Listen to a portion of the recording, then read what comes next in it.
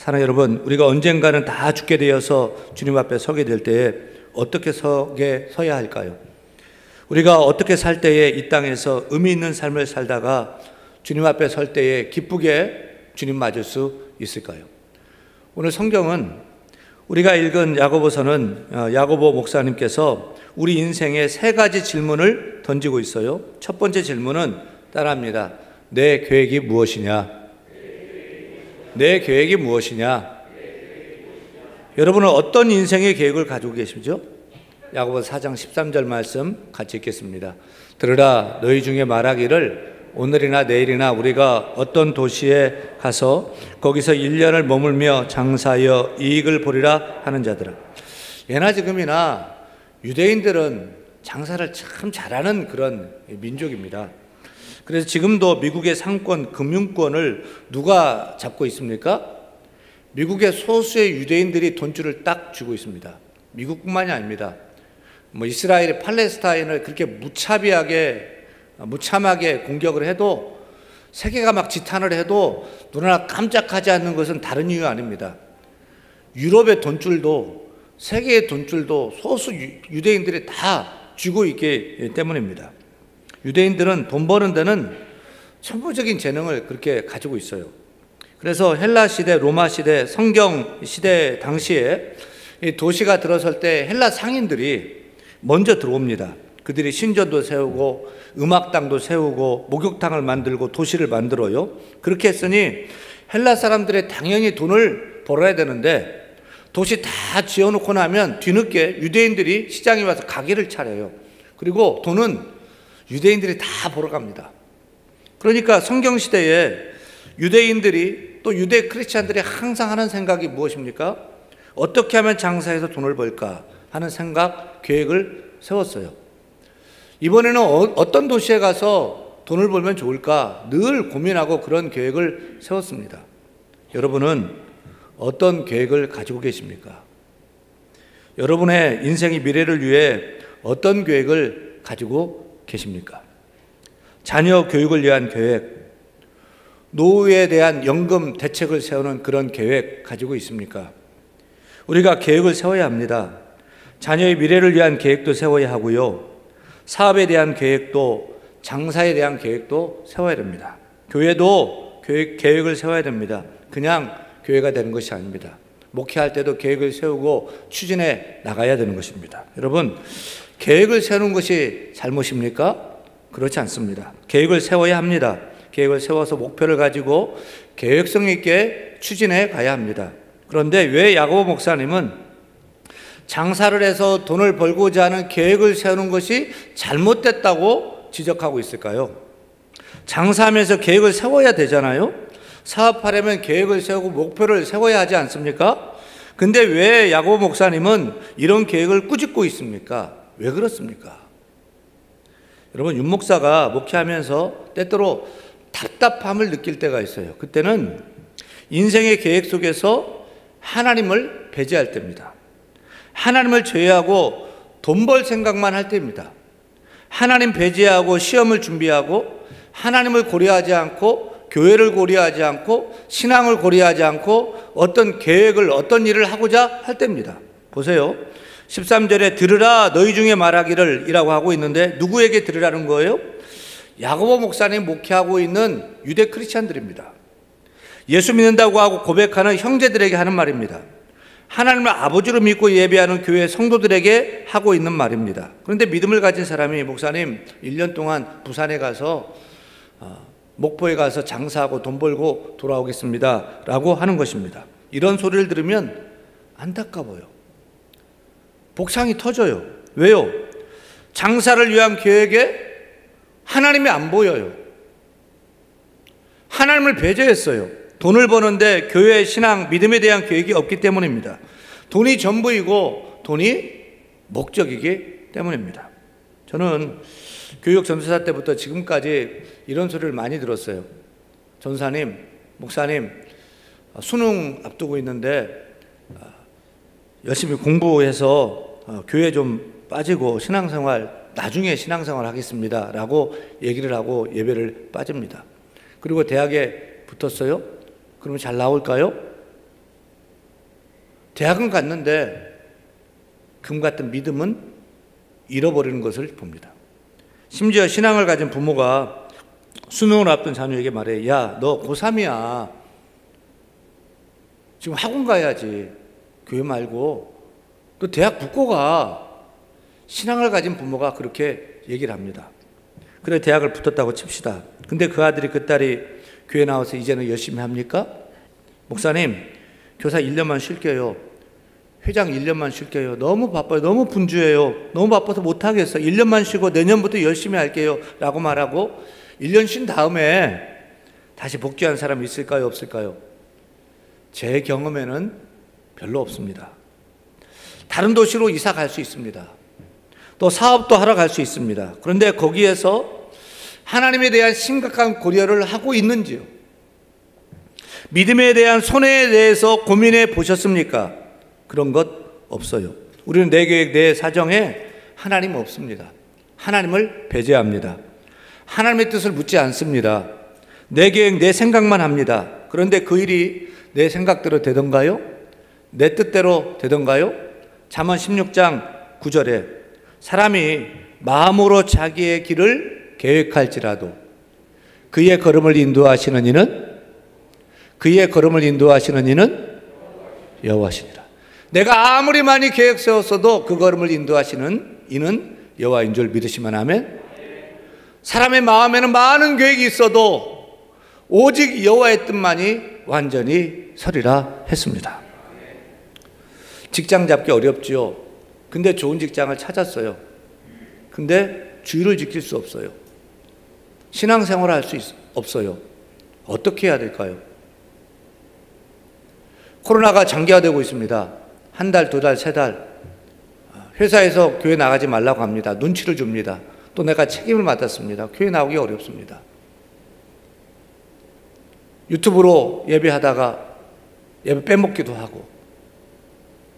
우리 가운데서는 내가 책임을 맡았고 교회 나올 수 없는 상황이지만 직장에 눈치를 주지만 사표를 써놓고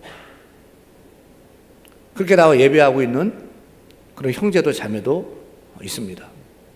사랑하는 여러분, 계획을 세우시기 바랍니다. 자녀 교육에 대해서, 직장에 대해서, 노후에 대해서, 사업에 대해서 계획을 세우세요. 그런데 그 계획을 세울 때에 하나님을 고려하세요. 신앙을 고려하세요. 계획을 세우되 하나님과 함께하는 계획을 세우시기를 축원합니다. 하나님과 함께하는 계획이 가장 형통한 길이고 미래를 가장 확실하게 보장받는 길임을 믿고 여러분의 인생의 계획이 주님의 뜻을 이루는 계획이 될 수 있도록 오늘도 주님께 지혜를 요청하며 예배하고 기도하는 우리 모두가 되기를 간절히 축원합니다. 이렇게 하나님 없는 계획을 세운 자들을 향해 야고보 목사님 두 번째 질문을 합니다. 두 번째 질문은 따라합니다. 내 생명이 무엇이냐? 내 생명이 무엇이냐? 14절 읽습니다. 내일 일을 너희가 알지 못하는도다. 너희 생명이 무엇이냐? 너희는 잠깐 보이다가 없어지는 안개니라. 여러분, 여러분의 생명 무엇입니까? 천년 만년 살 것 같습니까? 여러분은 내일 여러분의 인생이 어떻게 될 거라고 압니까? 변호사 로펌 대표로 있는 아끼는 후배가 있는데 일전에 점심 먹는데 장례식장 다녀왔대요. 누가 죽었어? 라고 물었더니 나름 성공한 젊은 40대 남자가 죽었는데 국수를 먹다가 죽었답니다. 그것도 어머니가 말아주신 국수를 먹다 죽은 거예요. 아들이 배고프다고 하니까 그래? 국수 말아줬는데 그게 잘못돼서 젊은 아들이 어머니 눈앞에서 죽게 되는 거예요. 세상에 어떻게 이런 일이 있을 수 있겠습니까? 요즘 코로나 백신으로 기대 반, 염려 반이죠. 제가 아는 어떤 분은 이 백신 맞고 풍이 와서 몸을 가누기 어려워지는 상황이 됐습니다. 또 아는 분의 작은 아버지는 백신 맞고 그 다음날 세상을 떠나셨습니다. 우리가 내일을 압니까? 우리는 똑똑하다고 하죠. 뭐가 대단한 것 같죠, 인생이요. 근데 내일을 계획할 수 있습니까? 여러분, 그러기에 인생은 안개라고 하는 것입니다. 안개가 무엇입니까? 주로 해가 지고 땅이 차가워지면 안개가 생겨요. 특히 이 안개는 해가 막 뜨고 1시간 사이에 많이 생기는데 해 뜨고 1시간이 제일 추워요. 기온차가 커요. 그래서 안개가 낍니다. 때로는 앞이 보이지 않습니다. 그런데 그 짙은 안개도 한두 시간이 지나면 이내 사라져버리지 않습니까? 그래서 야고보 목사님은 14절 같이 읽어요. 내일 일을 너희가 알지 못하는도다. 너희 생명이 무엇이냐? 너희는 잠깐 보이다가 없어지는 안개니라. 여러분, 천년만년 살 것 같습니까? 천만에요. 착각하지 마세요. 나는 병들지 않고 오래오래 살 것 같습니까? 내 인생 영원할 것 같습니까? 이 땅이 정부일 것 같습니까? 착각입니다. 사람들은 저마다 착각하며 삽니다. 이런 우스갯소리가 있어요. 시어머니들, 아들이 결혼을 해도 아내보다 엄마인 자기를 먼저 챙길 줄 안다. 장모들, 사위들이 처갓집 재산에는 관심이 없는 줄 안다. 아줌마들, 화장하면 다른 사람들 눈에 자기가 예뻐 보이는 줄 안다. 아가씨들, 자기들은 절대로 아줌마가 되지 않을 줄 안다. 여자들, 남자들이 자기와 같은 방향으로 길을 가면 관심이 있어 따라오는 줄 안다. 남자들, 못생긴 여자는 접근하기 쉬운 줄 안다. 꼬마들, 떼쓰면 다 되는 줄 안다. 어때요? 다 착각이죠. 근데 이런 정도의 착각은 애교입니다. 우리의 결정적인 착각은 우리가 천년만년 살 것으로 안다는 거예요. 이 땅이 전부인 줄 안다는 거예요. 근데 여러분, 인생 잠깐입니다.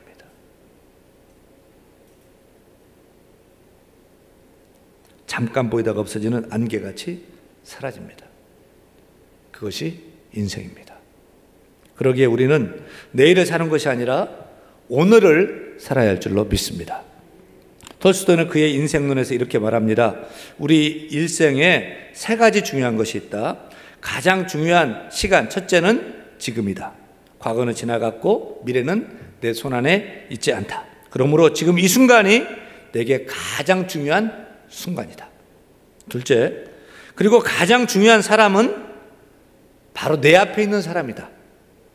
이미 만났던 사람, 앞으로 만날 사람은 중요하지 않다. 지금 내 앞에 있는 사람이 제일 중요한 사람이다. 셋째는요, 가장 중요한 일은 무엇인가? 지금 내 앞에 있는 사람에게 사랑을 베풀고 선을 행하는 것이다. 톨스토이는 이렇게 살 때 후회 없는 인생을 살 수 있다고 말하고 있습니다. 깊이 참고할 말입니다. 우리가 내일을 사는 것이 아닙니다. 우리는 오늘만 삽니다. 하나님이 내일을 주시면 내일을 살 수 있지만 내일 주시지 않으면 그냥 여기서 끝입니다. 그러기에 오늘 지금 이 순간이 내 인생의 가장 중요한 순간임을 깨닫기를 바랍니다. 지금이 나의 마지막 날인 것처럼 사시기를 바랍니다. 오늘 예배가 내 인생의 마지막 예배인 것처럼 드리시기를 바랍니다. 그리고 내 앞에 있는 사람, 내 옆에 있는 사람이 내게 가장 소중한 사람임을 깨닫기를 바랍니다. 그 사람을 뜨겁게 사랑하고 뜨겁게 섬기는 저 여러분 되기를 간절히 축원합니다. 축원합니다. 마지막 셋째 질문은 따라합니다. 내 자랑이 무엇이냐? 따라합니다. 내 자랑이 무엇이냐? 여러분의 자랑은 무엇입니까? 무엇을 자랑하며 살고 있습니까? 16절 같이 읽습니다. 이제도 너희가 허탄한 자랑을 하니 그러한 자랑은 다 악한 것이라. 그리스의 알치비아데스가 하루는 철학자 소크라테스를 만나서 자기 땅이 많다고, 토지가 많다고, 넓다고 한바탕 막 자랑을 막 했어요. 그때 테스 형이 조용히 세계 지도를 펴더니, 그러면 이 세계 지도에 당신이 소유하고 있는 토지가 어느 정도인지 지도에 좀 표시 좀 해보십시오 라고요. 그때 알치비아데스가 당황하면서, 아니 내 토지가 그렇게 많다고 해도 어떻게 세계 지도에다가 표시를 할 수 있겠습니까? 라고 대답했어요. 그때 테스 형님이 점잖게 말했다고 합니다. 당신의 토지가 지도에도 표시할 수 없다면 그까짓 것 갖고 있다고 그토록 자랑할 것까지는 없지 않습니까? 자랑은 인간의 본능이죠. 누구나 자랑거리는 하나씩 다 있습니다. 어떤 분은 돈을 자랑합니다. 아파트 평수 자랑합니다. 자녀 자랑합니다. 우리가 뭐라도 조금만 잘 되면 자랑하고 싶어서 입이 근질거리기 시작합니다. 근데 사실 생각해보면 그런 세상적인 자랑이 다 허탄한 것 아닙니까? 다 쓸데없는 자랑이지 않습니까? 안개 같은 인생인데요. 내일 일을 알지 못하는데요. 세상적인 허탄한 자랑은 정말 아무것도 아니지 않습니까?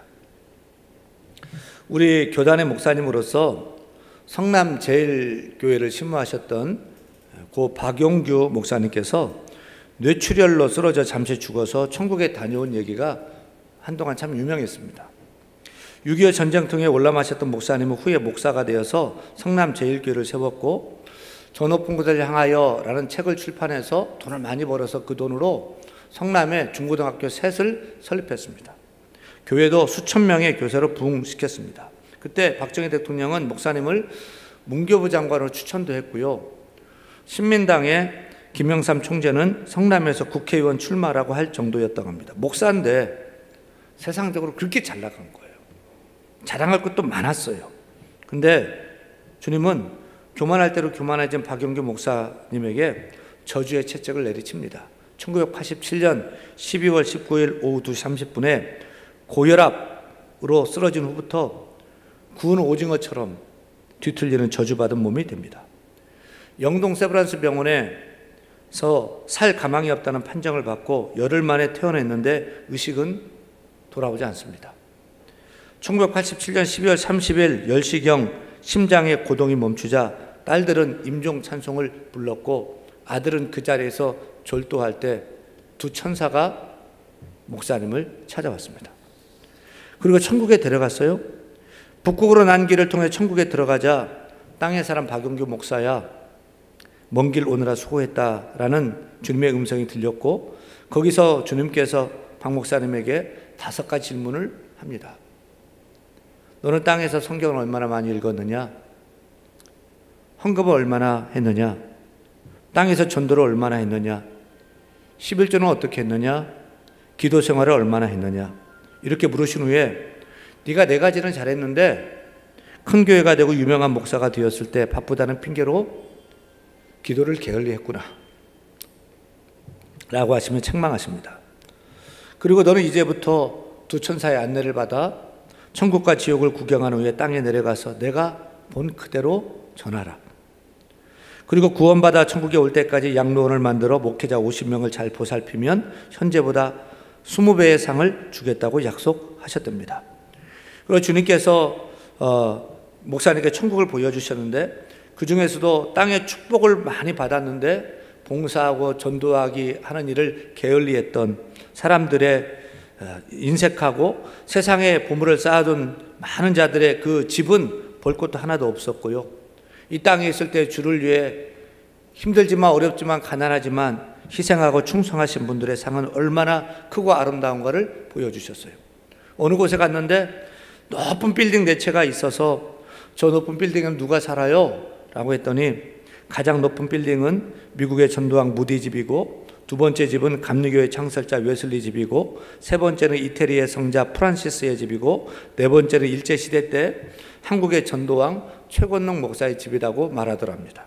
특별히 한국교회 신자 중에서 가장 큰 집에 사는 사람은 황해도 재령 동부교회를 건축한 정찬유 장로님인데 그는 자기 집보다도 먼저 동양에서 제일 큰 재령 동부교회를 봉헌했고 수백 명의 목회자의 교역자들의 생활비와 신학생들의 학비를 은밀히 도왔고 교인들이 배척한 담임 목사를 65세 은퇴할 때까지 잘 모셨고 나중에는 배반 농장을 만들어 그곳에 모셨는데 한 달에 쌀 100가마니를 드렸다고 합니다. 사실 저는 또 우리는 천국에 갔다 왔다는 수많은 그런 간증들을 많이 들어봤어요. 물론 성경 기록되어 있지 않는 개인적인 경험이 진짜인지 가짜인지도 모르겠고 또 사실이라면 어느 정도 신빙성이 있는지도 모르겠습니다. 하지만 박용규 목사님이 그런 경험을 하고 와서 자신이 세운 중고등학교 셋을 국가에 헌납합니다. 자기가 가지고 있는 모든 재산을 가난한 사람에게 다 나눠줍니다. 자기는 자그만 집에 살면서 양로원을 세워서 은퇴하신 목사님을 돌보며 자신은 남은 생애를 천국을 증거하며 사셨다는 것은 자신의 경험을 사실로 믿었기에 가능했다라고 생각이 듭니다. 저는 이 목사님의 천국 얘기를 접하면서 그 이야기의 진위를 떠나서 우리 믿는 자가 이 땅에서 어떻게 살아야 할 것인가를 다시 생각해 봤습니다. 무엇을 위해 살아야 할 것인가를 또 생각해 보았습니다. 사랑하는 여러분, 여러분은 성경대로 영적인 세계, 하나님의 나라, 천국이 있다고 진정 믿습니까?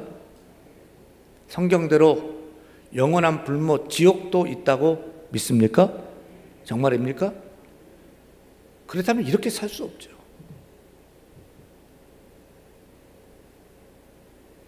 이렇게 살 수 없죠. 우리가 이 땅에서 저 천국을 준비하며 살아야 되지 않겠습니까? 아파트 사려고 영혼까지 끌어모아 영끌 투자를 하는 삶을 사는 것이 아니라 저 천국을 위해서, 저 천국집을 위해서 영혼까지 끌어모아 헌신하는 삶을 살아야 되지 않겠습니까? 이 땅의 모든 것을 거는, 전부를 거는 삶이 아니라 오히려 기회 있을 때 천국을 위해 준비하는 삶을 살아야 더 지혜롭지 않겠습니까? 여러분, 이 땅에 태어나서 무엇을 하다가 무엇을 남기시겠습니까? 이 땅에서 내가 쌓고 이루고 남긴 것들이 아무리 대단해 보여도 사실 다 썩어질 것 아닙니까? 다 불타버릴 것 아닙니까? 다 구더기 날 것 아닙니까? 그러기에 우리의 마음은 영원한 것을 소망해야죠. 하늘의 것을 소망해야죠. 썩지 않을 것, 변치 않을 것, 그것에 마음을 두고 거기에 투자하고 거기에 힘을 쓰는 자가 되어야 할 줄로 믿습니다. 마지막 날 키질할 때에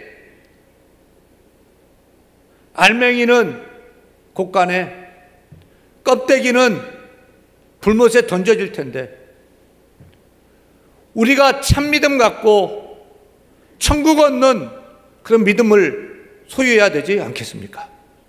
마지막 날 주님께서 내가 너를 도무지 모르겠다 라고 말씀하신다면 어떻게 되겠습니까?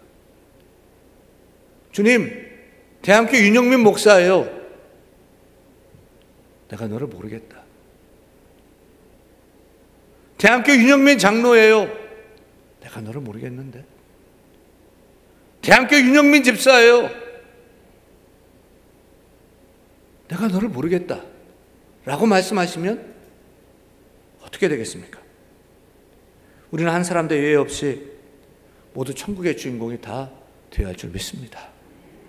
사랑하는 여러분, 이 시대에 살기 어렵지만 믿음으로 살아야 됩니다. 천국을 준비하며 살아야 됩니다. 참 믿음을 가지고 살아야 합니다. 이 땅에서의 삶은 천국을 준비하고 천국에 투자하는 기간입니다.